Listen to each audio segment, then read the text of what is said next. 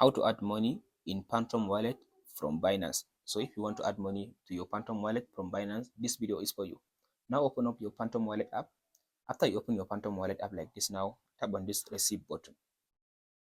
So after you tap on this receive button, there is different wallet address, but Phantom wallet is used for Solana most of the time. So just tap on this Solana and tap on this copy address button.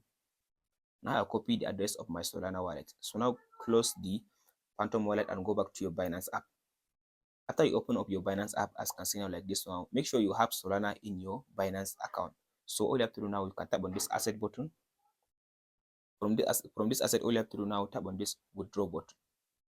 So in this option now, tap on this withdraw section. In this option now, tap on this search and search for Solana. Like this. So here is now Sol. So tap on this Sol. So from this option now, tap on this be a crypto network.